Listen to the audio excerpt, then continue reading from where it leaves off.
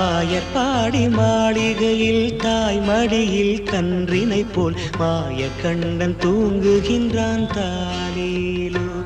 அவன் வாய் நிறைய மண்ணை உண்டு மண்டலத்தை காட்டிய பின் ஓய்வெடுத்து தூங்குகின்றான் ஆராரோ. ஓய்வெடுத்து தூங்குகின்றான் ஆராரோ. ஆயர்பாடி மாளிகையில் தாய் மடியில் கன்றினை போல் மாய கண்ணன் தூங்குகின்றான் தாலேலோ.